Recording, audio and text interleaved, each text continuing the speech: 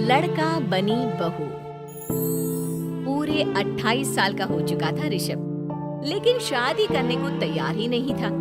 माँ बाप पूरी तरह से परेशान हो चुके थे। जब भी किसी लड़की का रिश्ता ऋषभ के लिए लेकर आते तो वो शादी करने से साफ मना कर देता, चाहे लड़की कितनी भी सुंदर, कितनी भी अच्छी क्यों ना हो।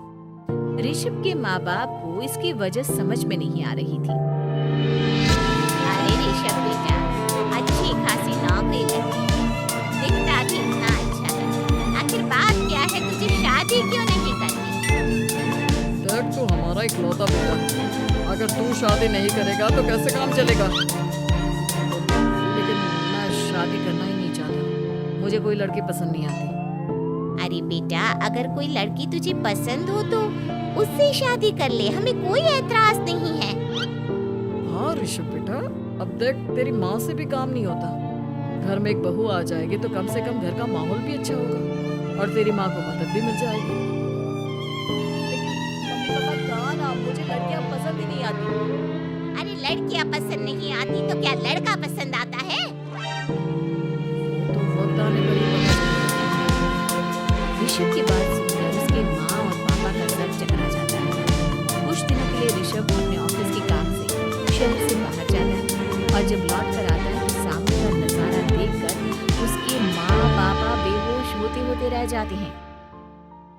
अरे ये क्या, ये तुम्हारे साथ कौन है? माँ ये दीपक है, मेरी पत्नी। हम दोनों ने शादी कर ली है। दीपक तुम्हारी पत्नी कैसे हो सकता है? अरे दीपिका होती तो बात समझ में भी आती, ये तो लड़का है। तो क्या हुआ पापा, आजकल तो ये सब फैशन में है और मैंने आपको बताया था कि मुझे लड़कियां पसंद नहीं आती। अरे तो इसका मतलब ये थोड़ी है कि तुम दीपक को दीपिका बनाकर ले आओगे। मुझे बहू चाहिए, बहू के रूप में, ये आदमी नहीं। लेकिन मम्मी जी, मैं अपने बेटे से बहुत प्यार करती हूँ, मेरा मतलब करता हूँ। अरे इसको तो करता हूँ करती हूँ का अंतर भी नहीं पता। लेकर जाए इसे वापस। अगर आपने इसे घर से बाहर निकाला पापा तो मैं भी इसी के साथ चला जाऊंगा। मैं ऋषभ के बिना जी नहीं सकती, मेरा मतलब जी नहीं सकता। हमारा जिंदगी भर का साथ है, प्लीज हमें अलग मत कीजिए मम्मी जी, पापा जी। हे भगवान, ये तूने क्या दिन दिखाया? मेरे बेटे को थोड़ी अकल दे दे, लड़के को बहू बनाकर घर में ले आया है। अब क्या होगा? हम दुनिया को क्या मुंह दिखाएंगे? परेशान दीपक अपने सारे काम करेगी और एक अच्छी बहू की तरह आपके साथ रहेगी। पहले तो खुद को क्लियर कर ले कि ये कुछ करेगा या करेगी, बाद में हम सोचते हैं कि हम क्या करें। बहू के आने के बाद क्या करते हैं? मुंह दिखाई की रस्म तो आप भी वही कर लीजिए। आप चाहे तो मैं पूरे मोहल्ले में न्योता दे आती हूँ। अरे रहने दे, तेरी वजह से बेइज्जती और ज्यादा होगी। मेरा मतलब है आया बड़ा न्योता देने वाला। अगले दिन सुबह के बाद दीपक बड़ी नजाकत से चलता हुआ सबके लिए चाय बनाकर सुबह सुबह बालकनी प्रणाम मम्मी जी, प्रणाम पापा जी। ये देखिए, चाय बिल्कुल आपकी पसंद की है। मुझे ऋषभ ने सब कुछ बता दिया था कि आपको क्या क्या पसंद है। ये सब क्या हो रहा है? ये क्या नौटंकी है? नौटंकी कहाँ है? माँ देखिए तो मेरा दीपक आपका कितना ख्याल रख रहा है। लाओ, अब जो भी है, जैसे भी है, चाय पिएंगे ही सही। थोड़ी देर के बाद वैसे दीपक, चाय तो तुमने बहुत अच्छी बनाई है। चलो कुछ तो अच्छा हुआ। अजी सुनते हैं, आज पैरों में बड़ा दर्द हो रहा है। लग रहा है घुटनों में फिर से कुछ न कुछ प्रॉब्लम है। इसके मालिश करना अपने घुटनों पर, आराम मिल जाएगा।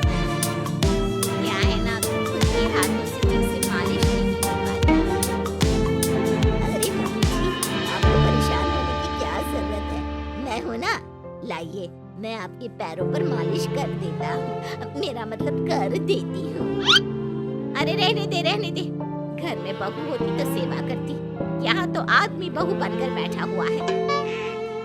जी नाराज मत होइए, एक बार मुझे मौका तो दीजिए आपकी सेवा करने का। अच्छा ठीक है, ये ले दवाई लगा दे। दीपक बहुत अच्छे तरीके से घुटनों की मालिश करने लगा। थोड़ी देर के बाद इतना आराम मिल रहा है क्या बताऊं, ऐसा लग रहा है मेरे घुटनों में कभी तकलीफ थी ही नहीं। लगता है तुम्हारी लड़का बनी हुई बहू तुम्हें पसंद आने लगी है। ऐसा कुछ भी नहीं है, वो तो बस इतने अच्छे से मालिश की इसलिए मैंने इसकी तारीफ कर दी।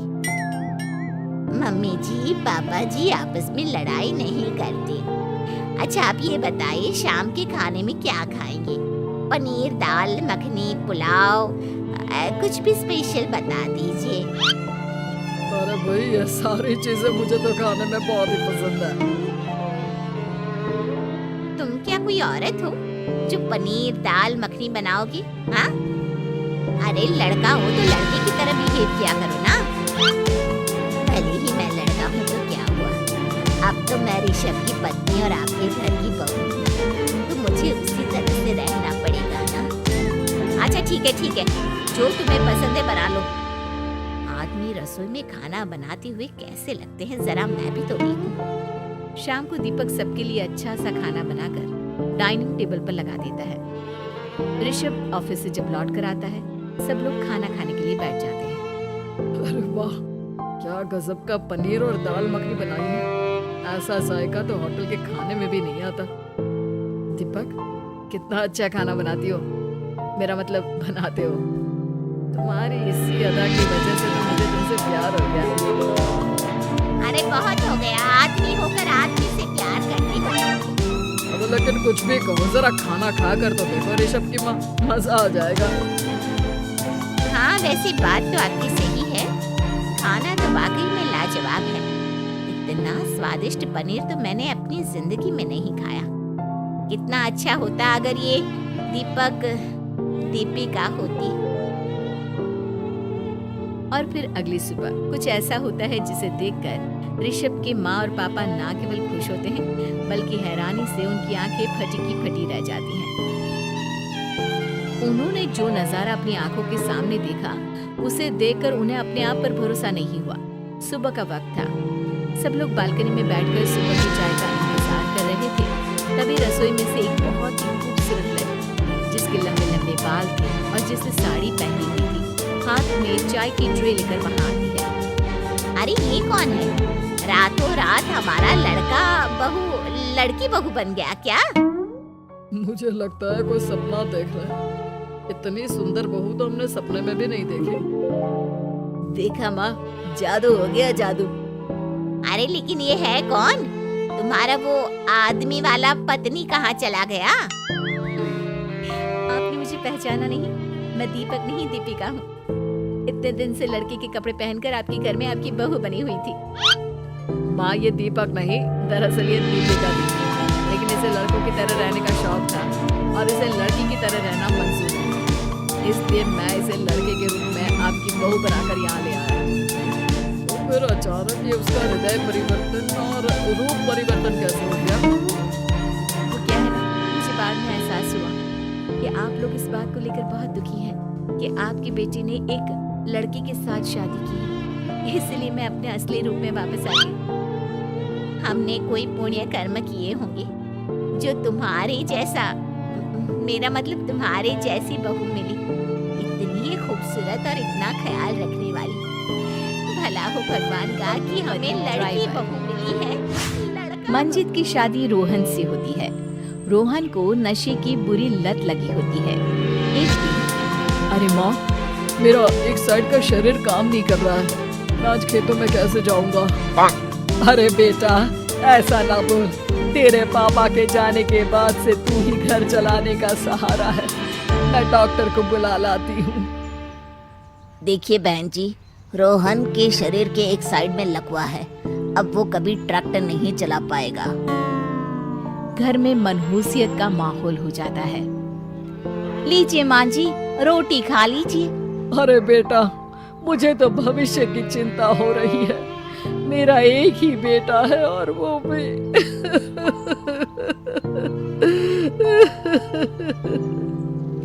माँ जी, आप चिंता न करें। जब तक ये बीमार है मैं खेत जाकर काम कर लिया करूँगी। वैसे भी नशे के कारण इनका शरीर काफी कमजोर हो गया है। अगले दिन मंजीत खेत में जाकर काम कर शाम को घर लौटती है। ये ले बेटा, पानी पी ले। कैसा रहा काम का पहला दिन? माँ जी, काम तो ठीक है, लेकिन मैं अगर ट्रैक्टर चलाना सीख लूँ ना तो काम और भी आसान हो जाएगा। अरे बेटा, दुनिया क्या कहेगी कि औरत होकर ट्रैक्टर चला रही है।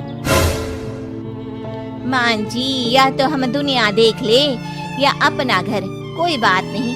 जब ये ठीक हो जाएंगे तो सब ठीक हो जाएगा।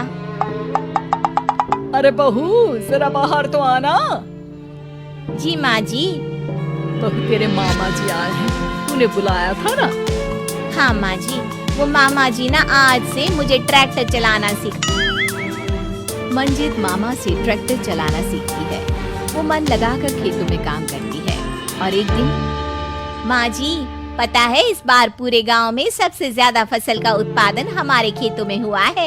इस साल तो खूब पैसे आएंगे। हाँ। सास खुश नहीं होती है। वो चुपचाप वहाँ से जाने लगती है। तभी मंजीत उसे रोक लेती है। क्या हुआ माँ जी, आपको खुशी नहीं हुई? बेटा, आज डॉक्टर साहब बोल रहे थे कि रोहन के ठीक होने के लिए 5 लाख रुपए की जरूरत है। समझ नहीं आ रहा क्या करूं। मंजीत शांत हो जाती है। अगले दिन सास मंजीत के पास आती है। बेटा, ये मेरे गहने हैं, इसे अपने गहनों के साथ जोड़कर सुनार को दिया। जितने पैसे हो लिया, डॉक्टर को आज ही देने हैं।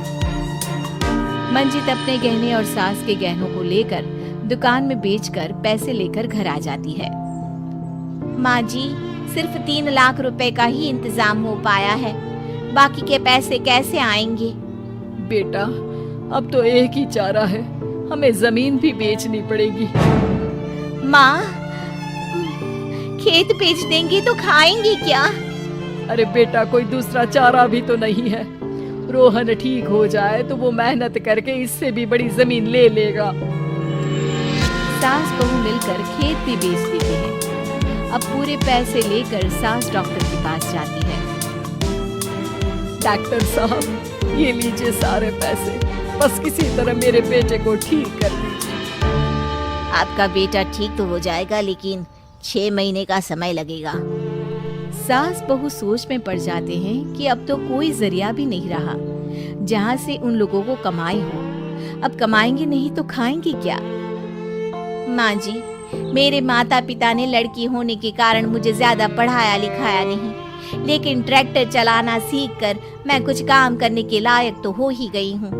अरे बेटा, ट्रैक्टर अब कहाँ चलाएगी, खेत तो बिक गए हैं। माँ जी, मैं किसी और के खेतों में दिहाड़ी में काम कर लूंगी, कुछ तो पैसे आएंगे ही ना। ये कहकर मंजीत काम करना शुरू कर देती है। जैसे तैसे उन पैसों से गुजारा चल ही रहा था। माँ जी, पास के अस्पताल से मुझे नौकरी के लिए ऑफर आया है। पैसे भी ये 4 गुना ज्यादा मिलेंगे और अब खाने पीने दवाई के साथ हम कुछ पैसे भविष्य के लिए भी जोड़ पाएंगे। लेकिन काम क्या है बहू? माँ जी, मुझे अस्पताल की एम्बुलेंस चलानी है।